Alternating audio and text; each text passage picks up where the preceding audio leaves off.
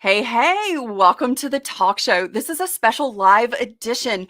I have an amazing guest today. Her name is Amanda Diekman. She's a parent coach and author of the book Low Demand Parenting. She works in the neurodiversity space, and Amanda has been a leading voice in the movement for low demand parenting for quite a while now. She runs a successful coaching practice for parents of neurodivergent children, including online courses and a vibrant membership community. Amanda lives with her husband, Brian, and three neurodistinct children in an intentional community in Durham, North Carolina. She is my guest today, and I am so thrilled to have her. We are going to be talking all about the joys of parenting and all of the things that happen. I'm a neurodistinct human. I have two neurodistinct teenagers, and I can say I know firsthand all of the things that I wish I would have known about some low demand parenting when my boys were younger. So, join us today for this amazing conversation. I'm so excited that you are here with us today. Let's get going. Hi, I'm Carol Jean, late identified autistic ADHD human, and your host of the Mind Your Autistic Brain talk show and Burnout Restoration Unveilers community. You're about to experience the new way to thrive as a neurodistinct brain and body by getting off the chronic cycle burnout loop for good. By unveiling your authentic self, defining what thriving feels like for you, knowing your burnout signpost, so those top 20 burnout warning signs are a thing of the past, and stepping into your best life as the creator and leader you are meant to be. Get ready, because this is where we go against the mainstream, say no to outdated self-care tips, and we say yes to who we are in order to create an energized, authentic, peaceful, and harmonized world. Welcome to Mind Your Autistic Brain. Welcome, Amanda. I am so excited you are here with me today to talk all about low demand parenting. Holy cow, what a hot topic this is. Yes, I'm so glad to be here. This is such fun. Thank you for having me. Absolutely. So, Amanda, tell me, how did you come across a low demand parenting, and what the heck is low demand parenting? Yeah, it's a great question because it's not a household term. So if you're wondering what it is, you're in the majority. So let's start with my story because I think it sets up a little bit better how we got here. I want to tell a quick story about me as a mom of a 4-year-old, a 2-year-old, and a 0-year-old. All three of my boys, we now know, are neurodivergent. And at the time, I didn't have any diagnoses for anybody. I just knew that we were struggling. And I'd seen therapist after therapist explaining the things we were going through and asking for support. And over again, I got the same kind of recommendations: more punishments, more clear expectations, hold your boundaries, use rewards judiciously, don't pay attention when they melt down or it's going to get worse. And so I was trying my best to implement all of these strategies that I was being given. And I remember one day in particular, we had so much hitting happening. And so I was laying it down. I was kind and connected and empathetic. And I told them, here's what's going to happen if you hit. You're going to have to sit here. And I had a whole script. And I remember I had my newborn in a carrier and my other two boys sitting on the carpet with me, and we were holding hands. And I explained all of this. And then my oldest turned to my middle son and said, let's get her. And they just began pummeling me with their fists. And I was curled around the newborn to protect him. And then they ran out the front door and into the street. And I just dissolved into tears. It was like, this isn't working for me. Either I'm failing colossally or there is something wrong with the advice I'm being given.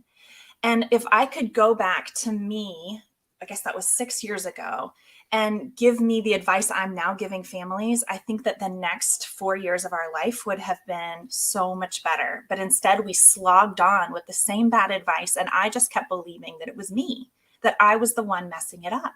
And it wasn't until my middle son hit burnout, which I know your audience is really familiar with the realities of burnout. But my middle son it was like he couldn't live within the structure, the home that I was desperately trying to create, where I was in charge and where I was clear and firm on all of my boundaries. And I was, sports casting, and I was trying all these strategies, and they were just not working. And he had headed into burnout. And at that point, low demand parenting was born, because I looked at my son in burnout and I thought, this old way isn't working. If I'm going to change and align with what really feels right to me, I want to support you wholeheartedly right where you are. I want to say where you are right now at the heart of burnout is enough, that you're enough right here. And I don't want to hold expectations over you that are making you feel terrible. I want to join with you and honor you. So low demand parenting isn't a way of being. It isn't, or it is a way of being. It's not a prescriptive way of being. It's not going to tell you, hey, you've got to do this, this, and this. It's not 3 quick tips to anything. It's a radical heart change. It's saying, I'm going to, instead of saying my expectations are here and you are here and you need to come up to me, how do I get you to do all the things I want you to do? It's saying, no, I'm going to come alongside you. I'm going to be willing to let go of my expectations, my dreams, my hopes. I'm going to come alongside the person you actually are and embrace you right there. Oh my gosh. When you and I met a couple months ago, when we first had a conversation, I was like, oh, you just so hit me in the feels. Where were you when I was parenting, younger kids? Because that's such a Yeah. big part of it. I mean, it's like you feel like, oh my gosh, I'm failing. I'm doing it wrong. And oh my gosh, I remember when I had my first child, and I signed up for a parenting class, and it was one I thought, okay, I'm taking a different approach, because I knew, looking at my peers and friends and just sort of, how I was brought up, I knew I wanted to do things differently, because I knew what didn't work for me as a kid. Because my first burnout that, I recall now, and having done the burnout work and done the history part, I was 6 years old. And that's terrifying at 6 to feel really overwhelmed, exhausted, and hopeless, really Mhm. hopeless. Mm.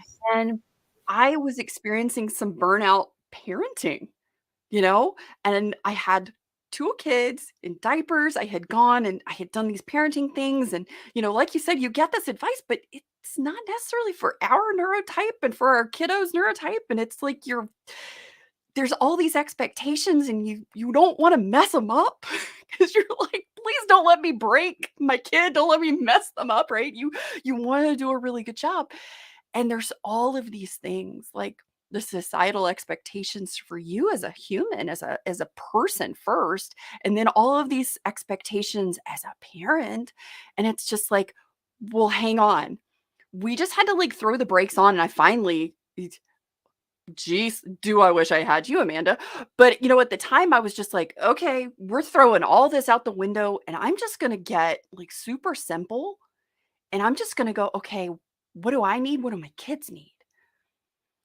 Because there was so much going on. I had a 2-year-old and a, 0-year-old, and my 2-year-old wasn't sleeping, period.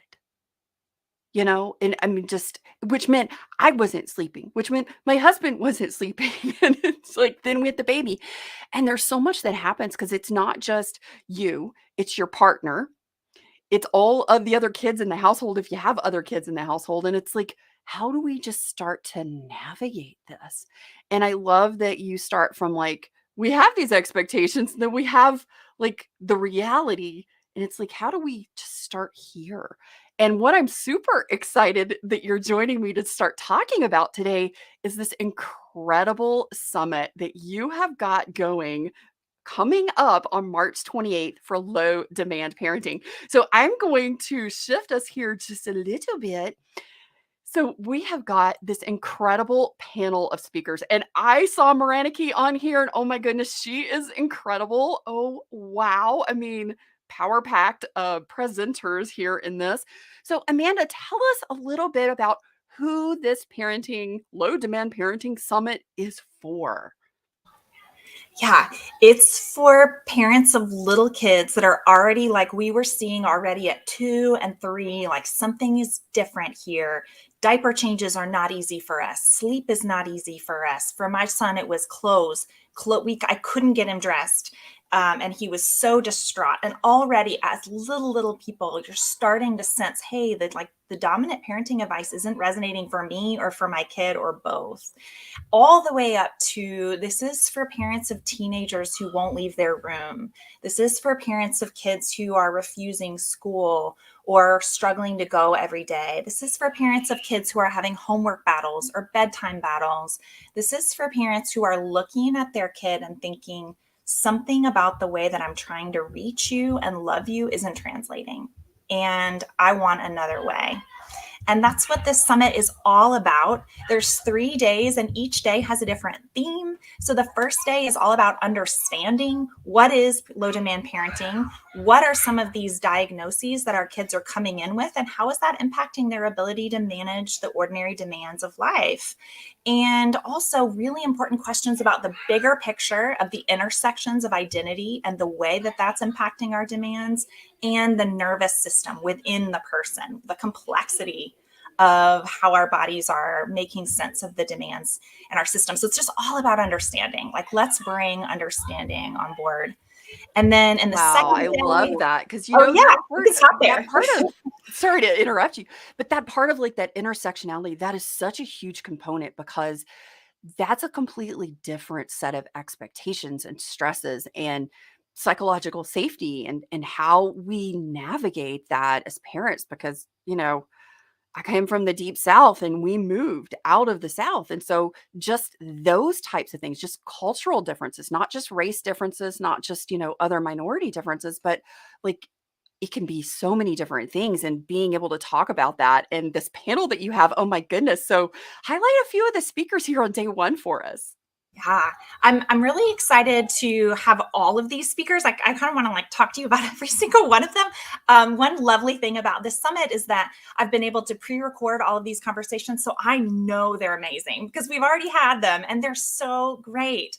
And they'll all go live on day one, so people can join on and at their own pace engage with all of this incredible content. So just right off the bat, like the talks are only 20 minutes. So it's really designed for people who are overwhelmed and stressed. And like, if you can squeeze it in before your eyes close at night, or if you want to do it, play it while you're in the shower in the morning or on a walk with your dog, like you can get all the content.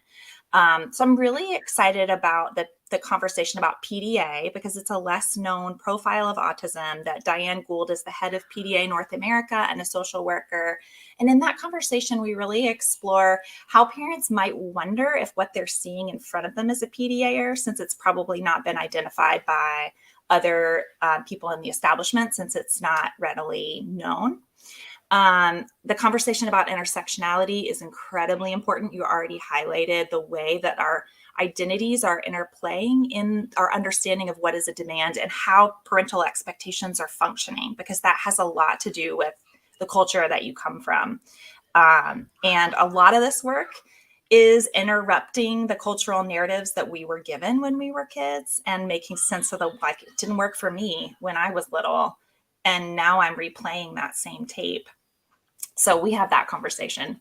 And then I think that the conversation with Debbie Reber was like a sleeper hit for me because it's all about our really complex kids who are like incredible in some areas and then like can't put their shoes on. And just how confusing that is for the children and the parents to make sense Oh, of the spiky gaps. profiles. Oh my Yes. God. You are talking to a spiky profile right here. Yeah, and the way that that intersects with demands is that like something that's doable one day might not be doable the next, or they might be capable of philosophical conversation about the nature of deep space, but really and truly not be able to stop themselves from smacking their sibling in the face. And how do you conceptualize that as a parent? So Oh we my just goodness. dive into all And of just that. like as the human experiencing that, because there's like so much internalized shame that comes with, I can do these things really well and then I get in trouble or I'm reprimanded because I'm not doing these things. And that's so hard as the kid. It's so hard, I think, as the parent sometimes to just be able to reframe that. Oh my goodness, what an amazing, amazing conversation. So you talked about these were pre-recorded and they're available for 24 hours. Everybody can watch these. This is a free access summit for that. But where is it going to be hosted? Like, how are people going to access this? Yeah, I love that question. I love working with autistic people because also we're like, now lay it all out for me. Like, tell me exactly what it's going to be like. And that's totally my jam. So it lives on a website. So you'll go, if you sign up for the summit, it takes literally 5 seconds to sign up. So I made it as fast and simple as possible. And then on the morning that the summit goes live, you'll get an email and then click on it and boom, there's all the talks, both in video format and in audio. So if you're just a listen person or if you're a watch person, you can access it both ways. And I know that people's time is truly their most precious commodity, especially when they are in the throes of really intense parenting situations. So there's also an option that if you want to be able to come back and either listen or re-listen outside of the 24 hours, especially if you sign up early, it's super affordable to just purchase the whole package, and then you can log into your own designated account and watch them on your own time. That is fantastic. And I do have that link in the show notes below so you guys can go sign up and get your access pass for this incredible summit. So take us into day 2. What are we going to be learning in day 2? Day 2 is all about healing. For me, the low demand approach has been so healing, both my relationship with myself and connecting to my own instincts and my own values, but especially the relationship that it opens up with my kids. The trust and connection is really the heart of it. It's not about what you let go of. It's not that I say yes instead of saying no, or that I don't make them do X, Y, or Z. It's the way that we feel about each other with what we are able to do. So we're talking about trauma and healing with Naomi Fisher, who's an incredible psychologist and a leader, especially in thinking about school-based trauma. So that talk gets into the technicalities of like, what is a trauma memory? And what does it look like to heal a trauma memory? And how would we know that our kids are experiencing trauma as opposed to just like they're struggling? And then how do we know what healing looks like if we're like, I know I'm seeing trauma, but I don't know what it looks like to go from here to anything better because I've been in this trauma cave so long. So it really gives you both a vision of like, what's the way in, unfortunately, but more importantly, what's the way out? Oh my goodness, that's so huge because that was one of the things like in late identified life that's really a big challenge, or it was for me, and I know that it is for some people as well. And that is just like recognizing that you have experienced trauma and then being able to go back and look at that and to identify what the trauma was, those big T's, those little T's, those micro T's, because as sensory sensitive humans, we're wired that way. And so our threshold for stress is very different and at different times. And burnout, of course, impacts that as well. And so, oh my goodness, what an amazing, amazing topic. Oh, this is a big one. Yeah, and while we're talking about trauma, I'd wanted to highlight also on day 2, there's going to be a live session with a yoga instructor who does yoga for trauma recovery specifically. So it's all about finding your way back into your body and finding your body as a safe space again. And I worked with Laura extensively over my own recovery from PTSD, so I can speak to her character. She's amazing. And is willing and is going to lead this live yoga class for us. So if you watch the trauma healing and you think, yeah, not only my kid might be traumatized, but I think I am from what I've lived through, then check out that live class just for one experience of healing. I love that. I was so excited when I saw all the different varieties of ways to access and really experience the learning and the shifting in this low demand summit. I mean, holy cow, how amazing is that? I mean, between breath work and yoga and just anything that you can do to sort of learn to drop into your body as a neurodistinct person is really, really helpful. I love that so much. As we move into day 3, oh my goodness, what is all of the things in day 3 about, Amanda? Yeah, day 3 is Reimagined. So it's trying on a whole new set of clothes. It's like putting on some fresh glasses and looking at yourself in the mirror and you're like, whoa, I think I might be a different person now. So this is a chance to explore what it would look like to really live this out. So we're talking about some of the places that people are most likely to force their kids to be like, yeah, okay, I can let go of this, this, and this, but I can't let go of this. So we're talking about medicine and medical care with an autistic adult who is also a family physician and reframing all of her medical care around access and giving people access and meeting our access needs. So that conversation is just, it's a must listen to for anybody who is struggling to get their kids just to like a simple doctor's appointment when they're sick.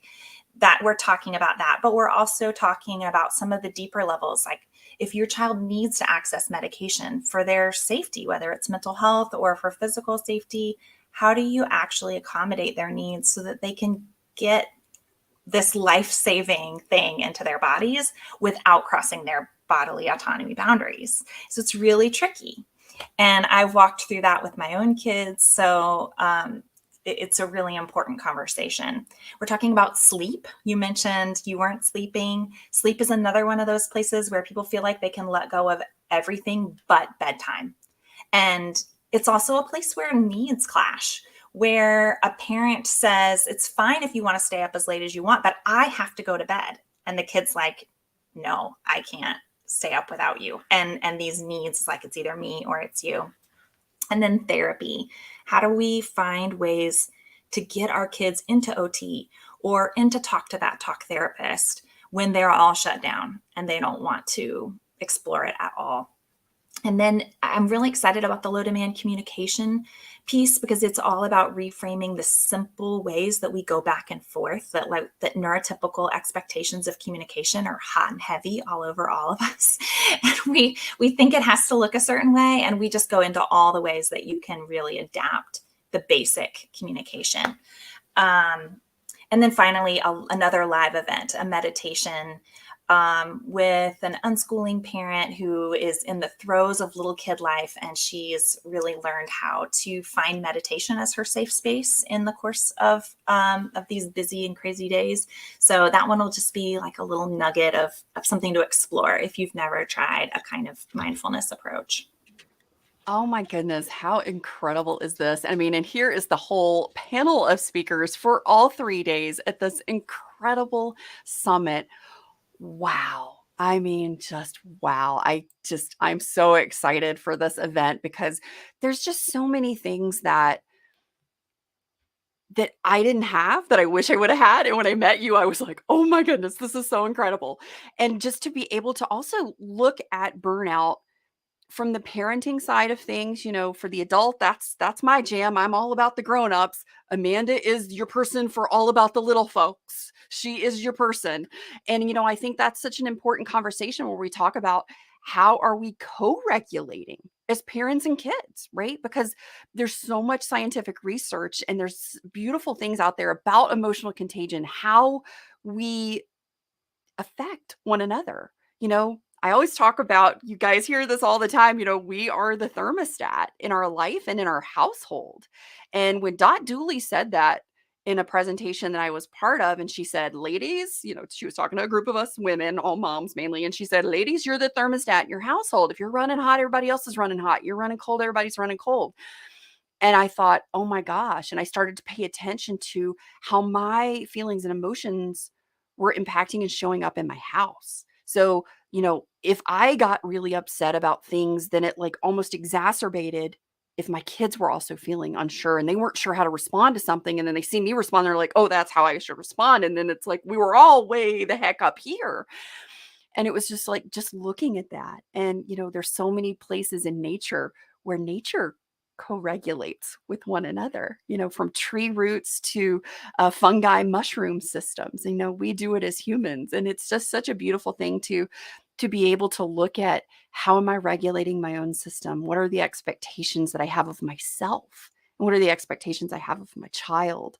And, you got to bring our partners into this. And Allie and I are the neurodiverse communication ecosystem folks. And we look at this from her perspective, or her neurodistinct perspective. And, that's a big part of navigating your family relationships is how do I understand my communication style, that of my partners and my kiddos. And so I love that you've brought this together, that you have got such incredible speakers. So Amanda, share with us as we're wrapping up, if you had to go back and like start over, do it all again, knowing what you know now, what would be your biggest tip or insight or piece of advice to a parent who's just starting their parenting journey today in the neurodistinct world? What's your big tip or insight?